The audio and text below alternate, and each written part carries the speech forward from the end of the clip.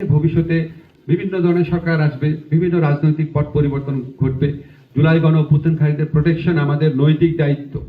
আজকে আমরা বাংলাদেশে যে মুক্ত বাতাস পাচ্ছি, গণতন্ত্র পাচ্ছি, হিউম্যান রাইটস পাচ্ছি, আমাদের এই সমস্ত কিছু হচ্ছে জুলাই গণ অভ্যুত্থানকারীদের আত্মত্যাগের ফসল। তাদের ভবিষ্যৎকে নিরাপদ রাখার চিন্তা থেকে মূলত এই কাজটা করা হয়েছে। রাজনৈতিক প্রতিরোধের সাথে সম্পর্কহীন অবস্থায় ব্যক্তিগত এবং সংকীর্ণ লোভের বশবর্তী হয়ে বা স্বার্থের বশবর্তী হয়ে যদি কোনো হত্যাকাণ্ড হয়, হত্যার শিকার ব্যক্তির পরিবার যদি মনে করে যে এটার সাথে জুলাই গণ অভ্যুত্থানের সম্পর্ক নাই, উনি হিউম্যান রাইটস কমিশনে যাবেন।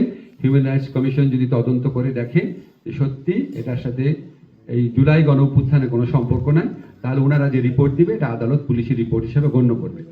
আরেকটা কথা আপনাদের বলে রাখি, যদি মানবাধিকার কমিশন দেখে যে একটা হত্যাকাণ্ড হয়েছে এবং এটা রাজনৈতিক প্রতিরোধের প্রক্রিয়াতে হয়েছে, তারপরও যদি মানবাধিকার কমিশন মনে করে যে হত্যাকাণ্ডের শিকার যে ব্যক্তি আছে তার পরিবারকে কোনো আর্থিক ক্ষতিপূরণ দেওয়ার স্কোপ আছে বা দেওয়া দরকার, যদি মানবাধিকার কমিশন মনে করে, তাহলে এই মর্মে মানবাধিকার কমিশন সরকারকে বলতে পারে। এই বিধানটাও রাখা হয়েছে। মানবাধিকার কমিশন ইনশাআল্লাহ জানুয়ারি 31 তারিখের মধ্যে গঠিত হয়ে যাবে। আপনারা নিশ্চয়ই লক্ষ্য করেছেন, অলরেডি বাছাই কমিটি প্রথম মিটিং করেছে।